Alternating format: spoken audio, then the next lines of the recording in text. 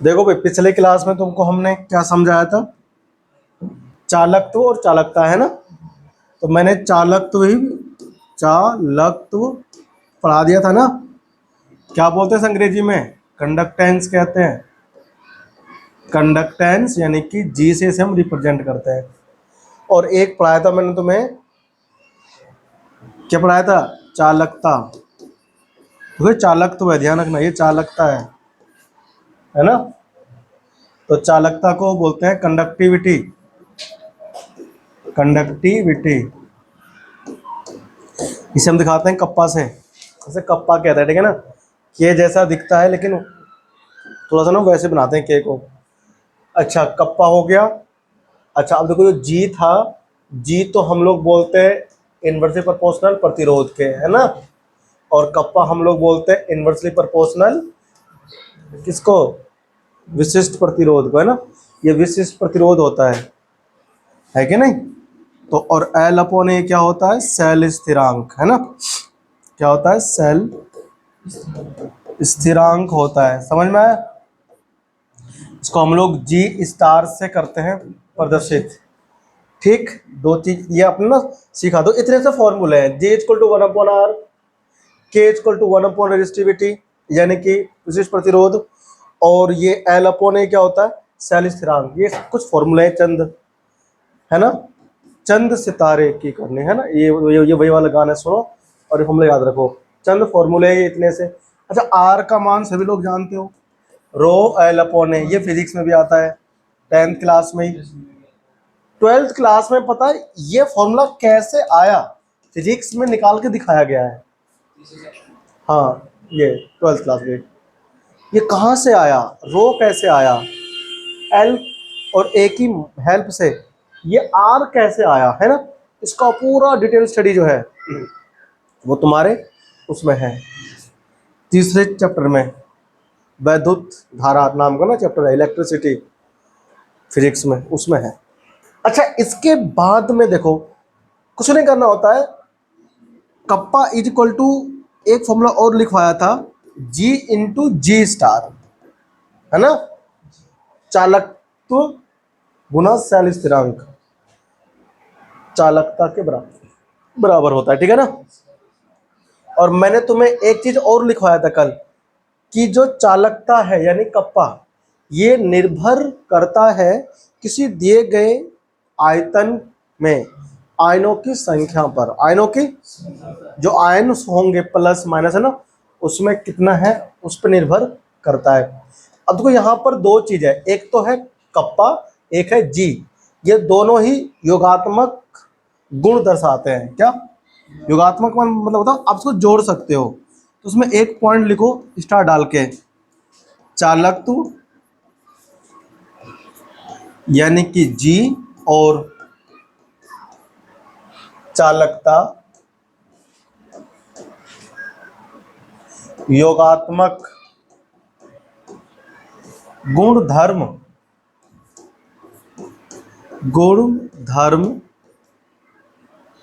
के होते हैं। इसका मतलब ये हुआ कि आप इनको जोड़ सकते हो, अलग अलग विलयन के।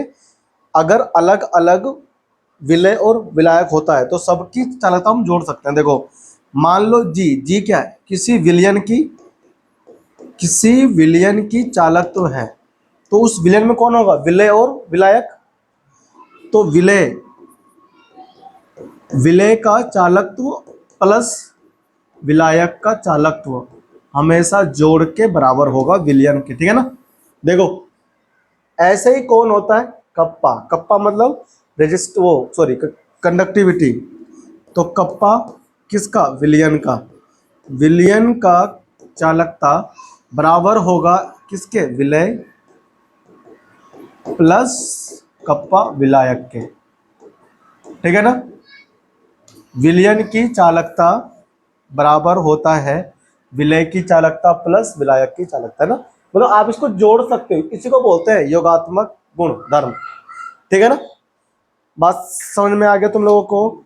हाँ, अब देखो, अब यहां हम तुमको एक बात और समझाने वाले हैं कि मेरे पास कप्पा इक्वल टू क्या लिखा था बताओ? जी एल अपॉन ए लिखा था ना, याद आया। अब अगर मैं एल कर दूं कितना, 1 सेंटीमीटर, और ए कर दूं 1 सेंटीमीटर स्क्वायर, ए मैं कर दूं 1 सेंटीमीटर स्क्वायर। भाई ए क्या है, क्षेत्रफल है, ए क्या है, क्षेत्रफल, और एल क्या है, लंबाई। तो 1 सेंटीमीटर लंबाई होगा और 1 सेंटीमीटर स्क्वायर क्षेत्रफल होगा। तो जिस भी किसी पात्र में, सॉरी इलेक्ट्रोड का, ये लंबाई और ये क्या होगा, क्षेत्रफल, उसका आयतन कितना होगा, 1 सेंटीमीटर क्यूब। देखो नहीं समझ में आया फिर समझो। ये हमारे पास एक कौन है, इलेक्ट्रोड है ना, एक हमारे पास ये इलेक्ट्रोड है। अरे ये हमारे पास 2 इलेक्ट्रोड है, इस दोनों इलेक्ट्रोड के बीच की दूरी है मान लो 1 सेंटीमीटर, कितनी है, और ये जो इलेक्ट्रोड का वो है अनुप्रस्थ काट, ये है ना अनुप्रस्थ काट, ये अगर 1 सेंटीमीटर स्क्वायर हो तो इसके अंदर कितना आयतन आएगा, कितना आयतन, किसका, विलयन का। वो विलयन जिसमें कौन है, आयन घुले हुए हैं, कौन है, आयन प्लस माइनस वाले होंगे। तो इस दोनों इलेक्ट्रोड के मध्य जो विद्युत अपघटनी विलयन होगा उसका आयतन होगा 1 सेंटीमीटर क्यूब। कितना होगा, 1 सेंटीमीटर क्यूब होगा इसका आयतन। तो अगर 1 सेंटीमीटर लंबाई है, इलेक्ट्रोड के बीच में दूरी है, और 1 सेंटीमीटर स्क्वायर अनुप्रस्थ काट का क्षेत्रफल है, किसके, इलेक्ट्रोड के, तो इस दोनों इलेक्ट्रोड के मध्य कितना विलयन होगा, कितना विलयन, इसके अंदर कितना विलयन होगा। तो आयतन का सूत्र क्या होता है, देखो आयतन बराबर होता है लंबाई गुना क्षेत्रफल। क्या होता है, लंबाई गुना क्षेत्रफल। तो लंबाई कितना हो गया, 1 सेंटीमीटर, क्षेत्रफल हो गया 1 सेंटीमीटर स्क्वायर। तो क्या बनेगा, 1 सेंटीमीटर क्यूब, इतना आयतन होगा। कितना होगा इसका आयतन, 1। ठीक है ना। अब देखो ध्यान से इस चीज को, कप्पा इक्वल टू जी 1/1 नहीं हो गया, क्या हो गया, 1/1 यानी 1 सेंटीमीटर 1 सेंटीमीटर स्क्वायर, खत्म हो गया सेंटीमीटर से सेंटीमीटर। क्या बचा, देखो कप्पा इक्वल टू हो गया जी, है ना, पर सेंटीमीटर, नहीं हो गया, जी पर सेंटीमीटर, ऊपर गया ना एक। तो कप्पा क्या है, कप्पा ही चालकत्व है, किसकी, उस विलयन की जिसका आयतन 1 सेंटीमीटर क्यूब है दोनों इलेक्ट्रोड के मध्य। यानी हम यहां से एक निष्कर्ष निकाल सकते हैं कि चालकत्व ही चालकता होगा, लेकिन उस विलयन की जिसका आयतन 1 सेंटीमीटर घन होगा। 1 सेंटीमीटर घन मतलब अंग्रेजी में क्यूब कहते हैं, 1 सेंटीमीटर क्यूब आयतन हो, ठीक है ना। दोनों इलेक्ट्रोडों के मध्य 1 सेंटीमीटर क्यूब वाले आयतन की चालकत्व को चालकता कहते हैं। ठीक है ना। हम यहां से ये लिख सकते हैं पॉइंट कि 1 सेंटीमीटर क्यूब,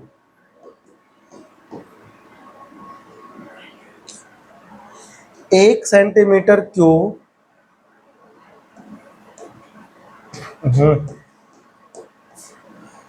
आयतन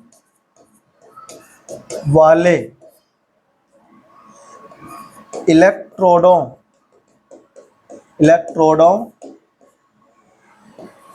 के मध्य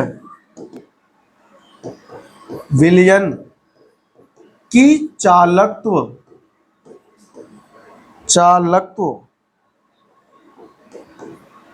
को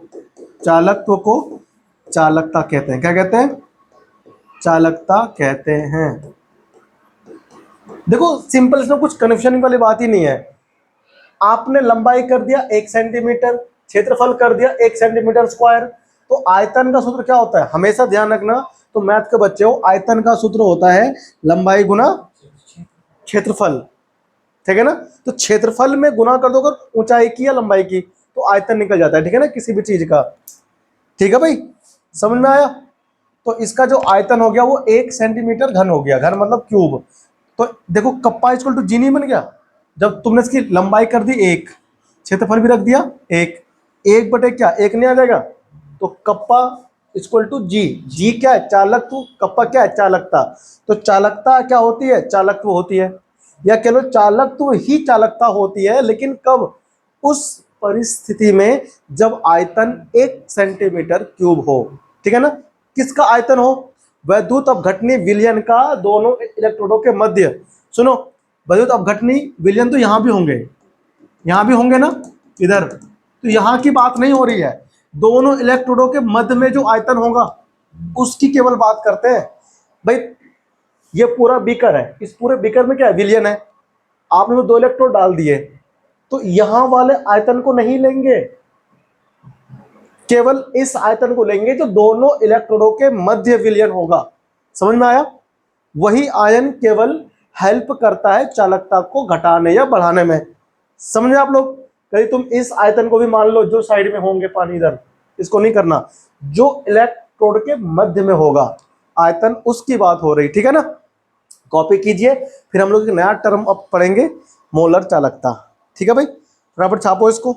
कप्पा इक्वल टू जी होता है कब, जब विलयन का आयतन कितना हो, 1 सेंटीमीटर क्यूब हो, ठीक है ना। करो कॉपी, लिखो हेडिंग मोलर चालकता, मोलर चालकता लिखो फटाफट से। अगला हेडिंग हमारा है मोलर चालकता, मोलर चालकता। इसको हम लोग रिप्रेजेंट करते हैं लैम्डा एम से, ये लैम्डा है, ठीक है ना। अब ये मत कहना कि लैम्डा कौन सा बना दिया ये, ठीक है ना, ये लैम्डा ऐसा ही बनता है, हाँ इसे भी लैम्डा कहते हैं, ठीक है ना।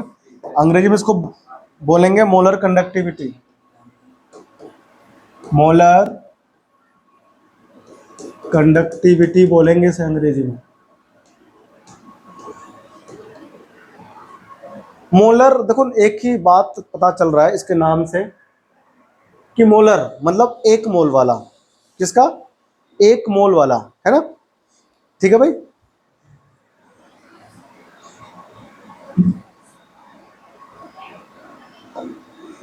ऐसी कोई विलयन जिसका आयतन तुम्हें पता हो और उस दिए गए आयतन में 1 मोल वैद्युत अपघटय हो, कितना हो, केवल 1 मोल वैद्युत अपघटय वाले विलयन की जो चालकता होती है उसे हम कहते हैं मोलर चालकता। बस खत्म, इतना सही परिभाषा है और कुछ भी नहीं है।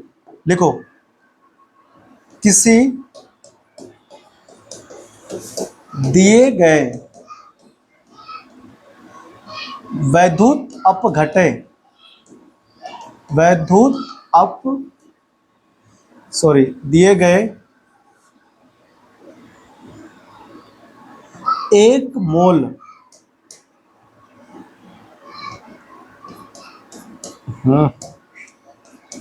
एक दिए गए 1 मोल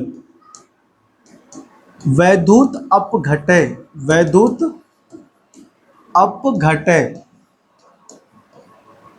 वैद्युत अपघटय युक्त विलयन के आयतन की चालकता, आयतन की चालकता को मोलर चालकता कहते हैं। क्या कहते हैं, मोलर चालकता कहते हैं, इस बात का ध्यान रखना, ठीक है ना। किसी दिए गए 1 मोल वैद्युत अपघटय युक्त विलयन, विलयन के आयतन की चालकता को क्या कहते हैं, मोलर चालकता हम लोग कहते हैं। समझ में आ गया। देखो ऐसे है, इसमें कुछ है ना, मान लो हमारे पास इधर एक विलयन है, ये कंटेनर हो गया, है ना। इस कंटेनर के अंदर क्या है, विलयन है। ये विलयन 1 लीटर 2 लीटर कितना भी हो सकता है, लेकिन इस विलयन के आयतन अगर मान लो 20 सेंटीमीटर क्यूब हो, क्या हो, भाई हमको नहीं पता ना कितना आयतन है, तो मान लो इसका जो आयतन है वो 20 सेंटीमीटर क्यूब है, लेकिन इसके अंदर वैद्युत अपघटय जो है वो उसका एक ही मोल है। मोल जानते हो ना, दिया गया भार बटे मोलर भार, पढ़ा था ना विलयन वाले अध्याय में। तो एक मोल, इसके अंदर क्या है, एक मोल वैद्युत अपघटय, वैद्युत अपघटय युक्त विलयन है। तो इस विलयन की जो भी चालकता होगी, इस विलयन की जो भी चालकता होगी हम उसे ही कहेंगे उसकी मोलर चालकता। काम खत्म, ठीक है ना। अब इसके लिए हमें ड्राइव करना पड़ेगा फॉर्मूला, है कि नहीं, ड्रॉ करो, फिर यहां पर मैं लिखता हूं। माना कि एक मोल वैद्युत अपघटय युक्त विलयन की, विलयन, यार की का तो हमको पता नहीं पड़ता है, का लगाएं की लगाएं, विलयन का आयतन 20 सेंटीमीटर क्यूब मान लो, क्या मान लो, 20 सेंटीमीटर क्यूब मान लो। मान सकते हैं इसको ऐसे, नहीं मान सकते,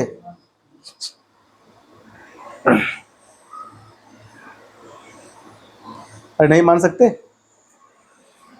मतलब एक मोल वैद्युत अपघटय युक्त विलयन का आयतन हो गया 20 सेंटीमीटर क्यूब। अब ये बताओ, एक सेंटीमीटर आयतन वाले विलयन की जो चालकता थी वो कितनी थी, जी थी, जी था ना। हाँ, करो को भी फिर बात करते हैं आगे। देखो, एक सेंटीमीटर घन, एक घन सेंटीमीटर आयतन वाले, आयतन वाले विलयन का चालकत्व, चालकत्व समझते हो, विलयन का चालकत्व यानी कि जी।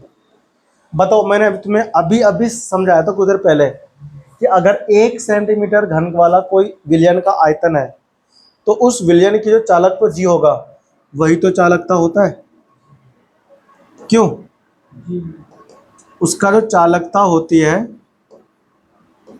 वो कप्पा होती है, होता है ना। देखो, जब एक घन सेंटीमीटर वाले विलयन की चालकत्व यानी कि जी वो कितना है, कप्पा है ना। तो बताओ, अगर v आयतन हो तो कितना, v से गुना होनी, हो जाएगा, हो जाएगा ना। तो v सेंटीमीटर क्यूब वाले विलयन की चालकता,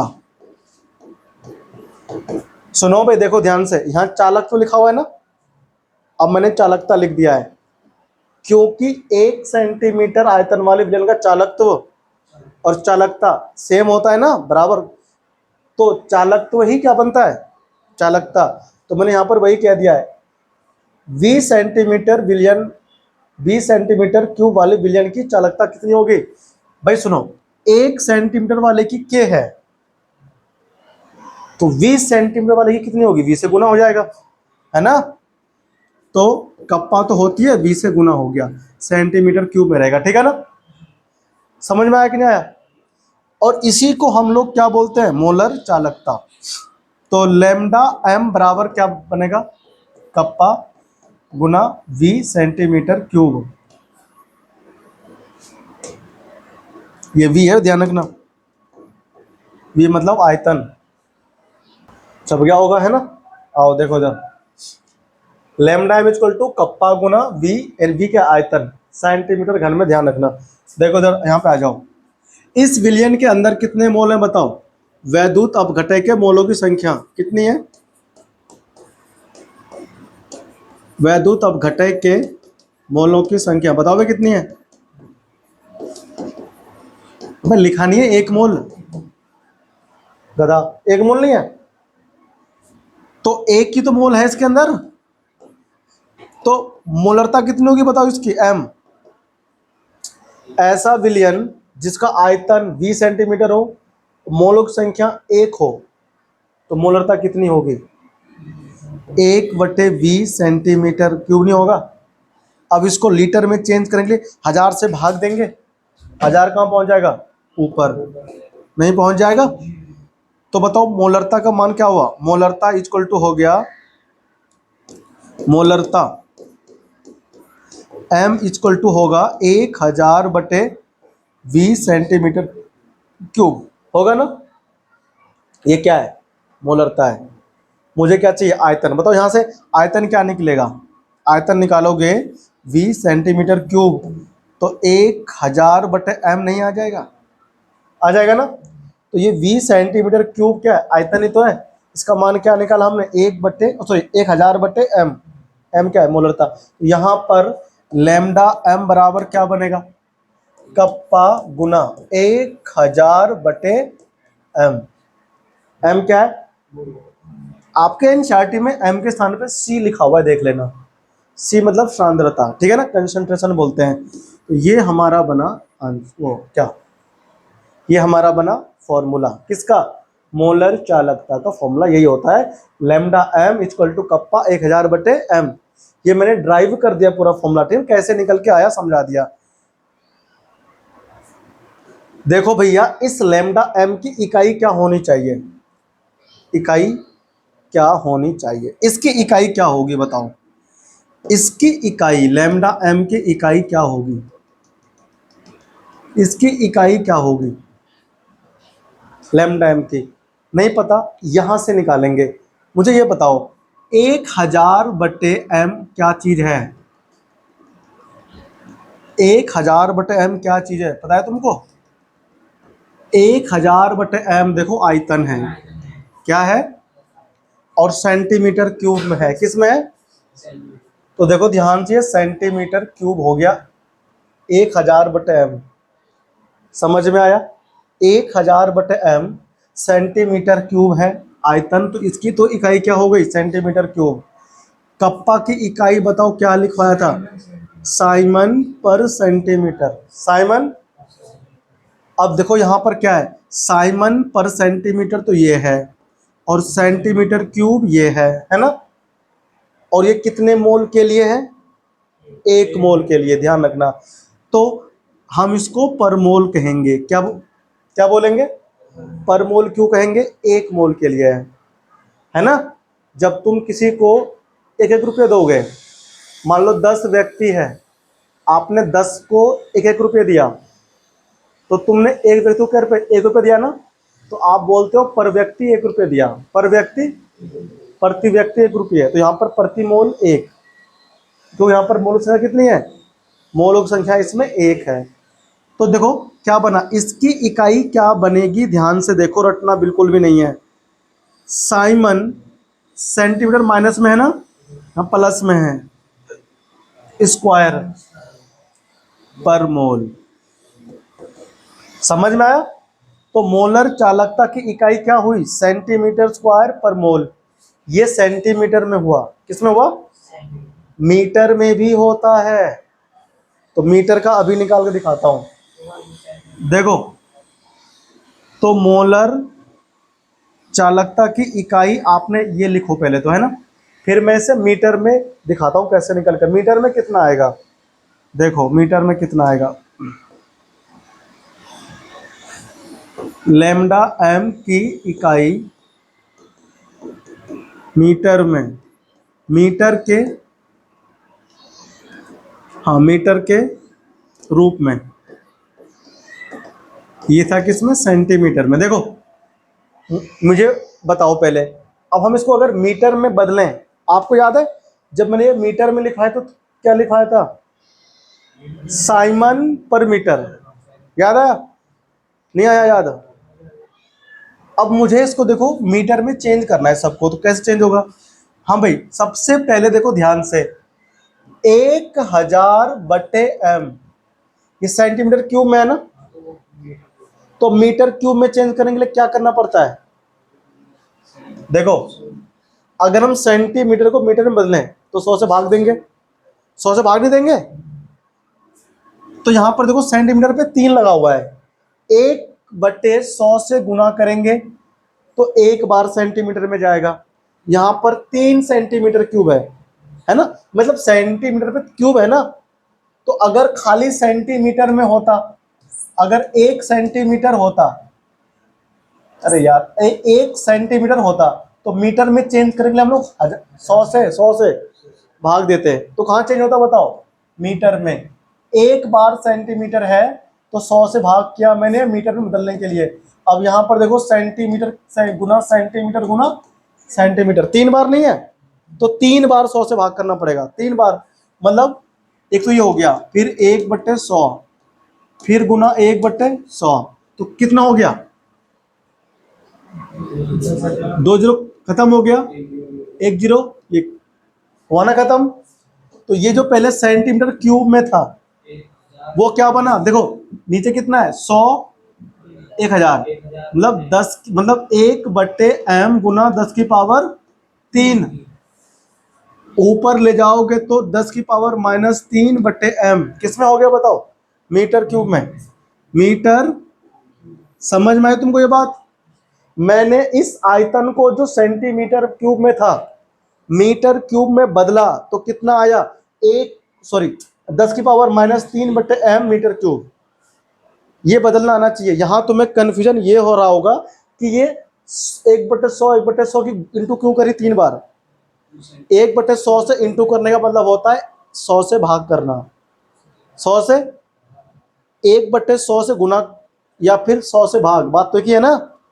देखो यहां पर 3 बार इसलिए क्या ना, क्योंकि अगर मैं 1 बार करता गुना 1/100 से तो 1 बार सेंटीमीटर क्यूब जो है ना, 1 सेंटीमीटर जो है वो मीटर क्यूब, वो मीटर में चेंज होता, मीटर में चेंज होता।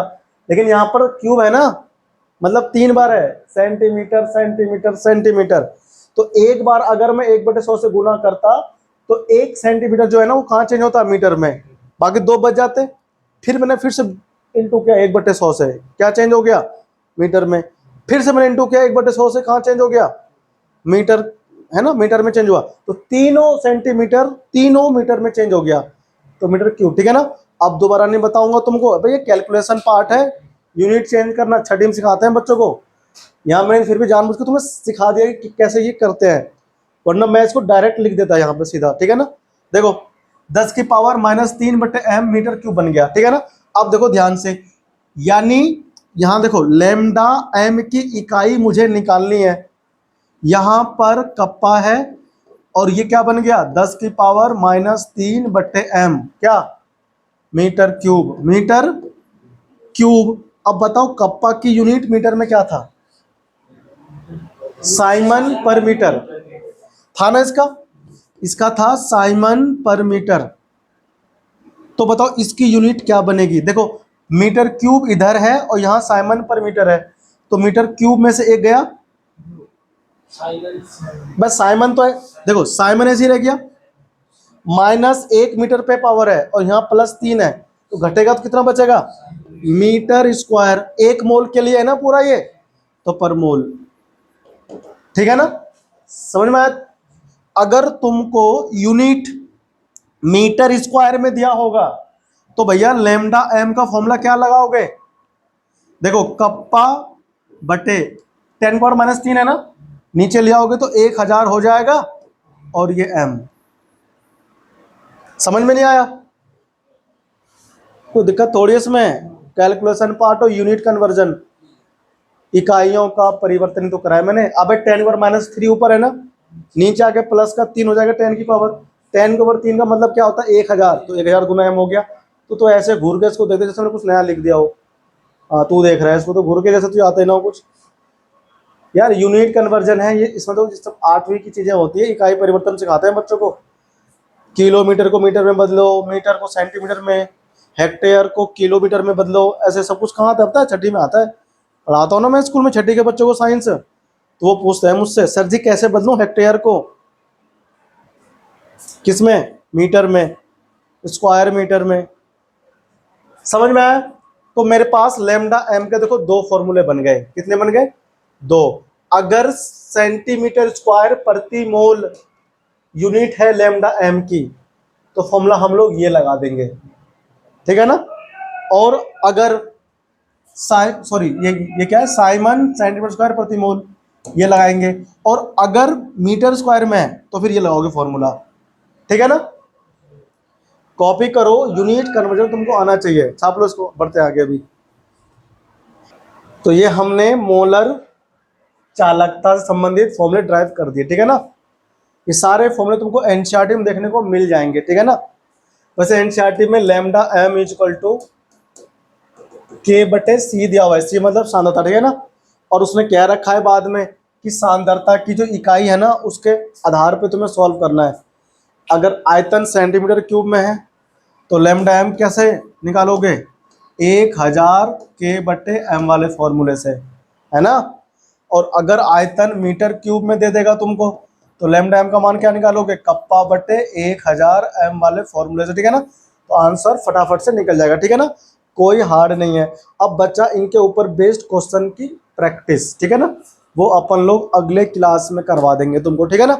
एनसीईआरटी के एग्जाम्पल्स और क्वेश्चन दोनों हम लोग अगले क्लास में करेंगे। बात समझ में आया ना। अच्छा, ये तो तुमने सीखा क्या चीज है, मोलर चालकता। एक आता है तुल्यांकी चालकता, क्या होता है तुल्यांकी चालकता, उसको लैम्डा ई से दिखाएंगे। तुल्यांकी चालकता ये अपन अगली क्लास में तुमको पढ़ा देंगे, ठीक है ना। ये हमारे कोर्स में से है नहीं, लेकिन कभी कभी आ जाता है, ठीक है ना। इसमें कुछ नहीं करना होता है, जहाँ नंबर ऑफ मोल्स होते हैं ना वहाँ तुल्यांकी द्रव्यमान लगा देते हैं, ठीक है ना। चलो तो कल मिलते हैं, ठीक है ना, अपन अच्छे से।